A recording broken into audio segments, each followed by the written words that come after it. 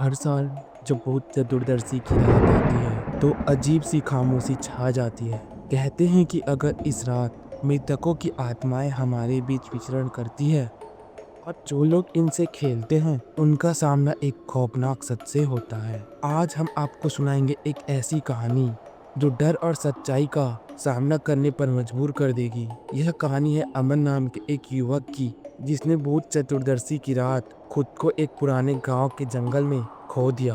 क्या वह इन भूतिया आत्माओं से बचकर निकल पाएगा या फिर उन्हें कभी देख नहीं पाएगा? तो क्या आप तैयार हैं इस डरावनी और रहस्यमय यात्रा के लिए?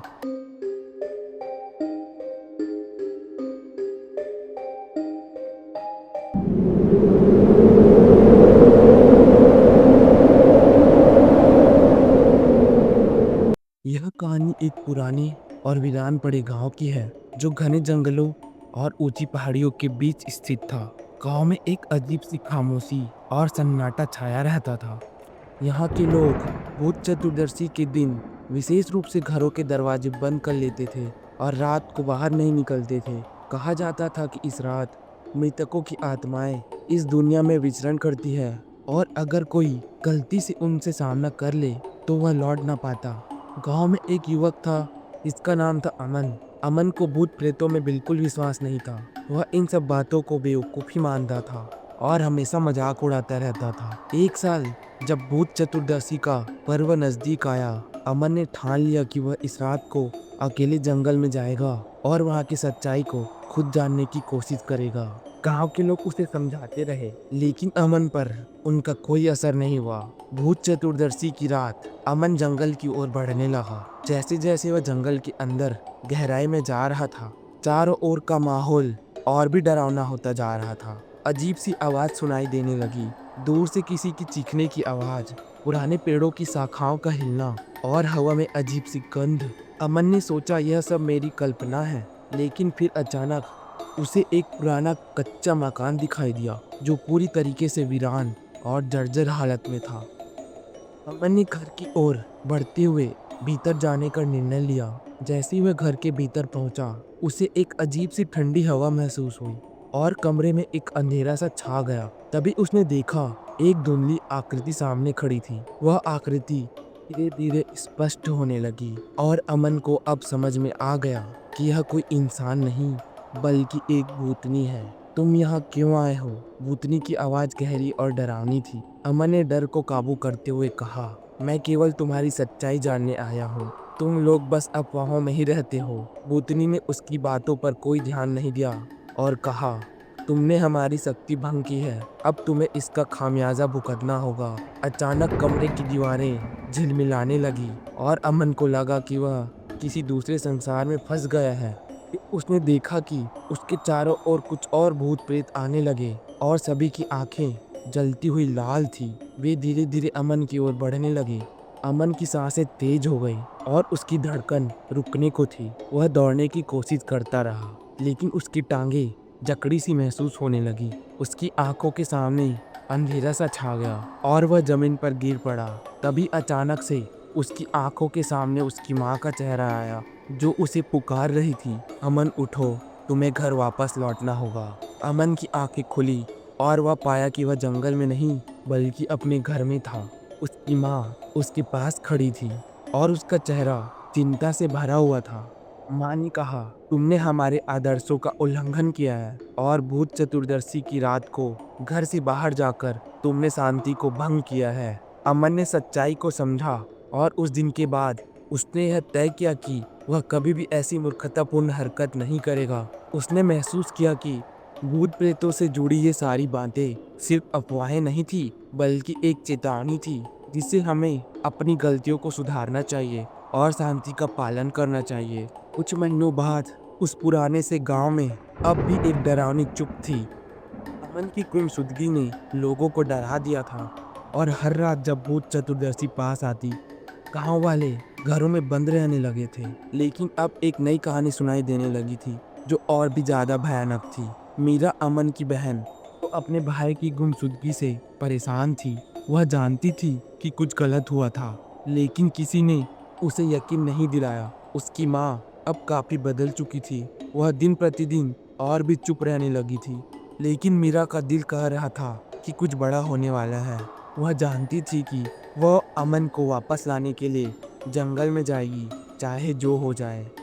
मीरा ने जो फैसला किया था वह खतरनाक था। भूत चतुर्दशी की रात फिर से आई थी और इस बार मीरा ने अकेले ही जंगल जाने का निर्णय लिया। जैसे ही मीरा जंगल के भीतर और जाती गई, उसे महसूस होने लगा कि वह अकेली नहीं है। उसके आसपास कोई है, कोई जो उसे घेर रहा हो। हल्की सी हंसी जो हवा में मिलकर उसे डराने की कोशिश कर रही थी। मीरा का दिल जोर जोर से धड़कने लगा, लेकिन वह रुकने का नाम नहीं ली। वह अपने भाई के साथ होने वाली घटना का सच जानने के लिए तैयार थी।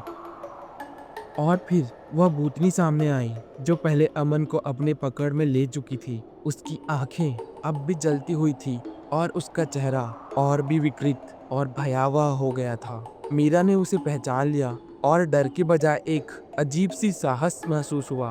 मीरा ने बोला, तुमने मेरे भाई को लिया था, अब मुझे भी ले जाओ। लेकिन मुझे सच बताओ, क्यों तुम सब हमें सताती हो?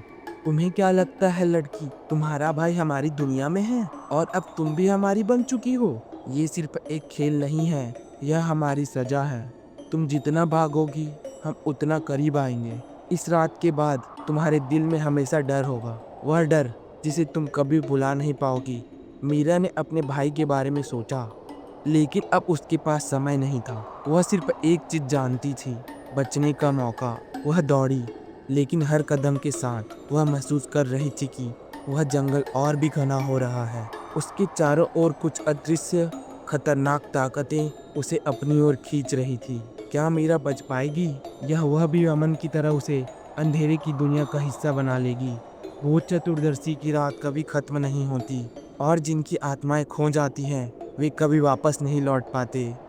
मीरा दौड़ रही थी, लेकिन जैसे जैसे वह भाग रही थी, उसे महसूस हो रहा था कि यह जंगल अब सिर्फ एक जंगल नहीं, यह एक जाल बन चुका था। उसकी सांसें तेज हो रही थी और चारों ओर से उसे लगता था जैसे अंधेरा उसे घेरता जा रहा हो। उसने अपने भाई अमन की यादें को ताजा की और एक ही सवाल उसके दिल में गूंज रहा था, क्या वह भी उसी के जैसा हो जाएगी?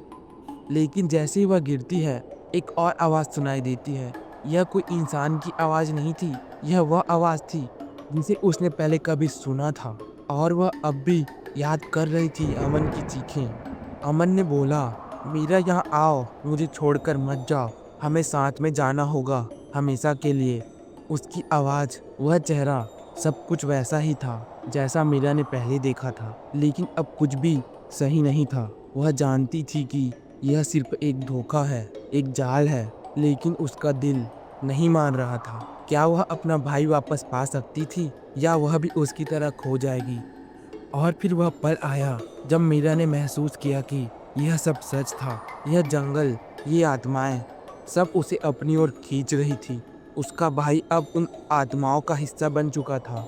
वह नहीं जानती थी कि उसकी किस्मत क्या थी, लेकिन उसने यह महसूस किया कि वह कुछ खास नहीं थी। वह सिर्फ एक और आत्मा बनने वाली थी। मीरा का शरीर जकड़ा जा रहा था, उसके पैरों में ताकत नहीं बची। अंधेरा गहराता गया और एक ठंडी भयावह हवा उसे अपने भीतर खींच रही थी। उसे अब पूरी तरीके से महसूस हो रहा था कि वह जंगल से बाहर नहीं निकल पाएगी। अमन ने बोला, अब तुम हमारी हो मीरा, अब तुम भी हमारे साथ रहोगी हमेशा के लिए। और फिर मीरा का नाम कभी नहीं सुना गया। उस रात के बाद गांव में कोई नहीं रहा जो उन जंगलों के पास गया हो। कहते हैं जब भूत चतुर्दशी आती है, वे जो आत्माएं खो जाती हैं, फिर कभी वापस नहीं लौटती। उनका अंधेरी दुनिया में हमेशा के लिए बसा रहता है।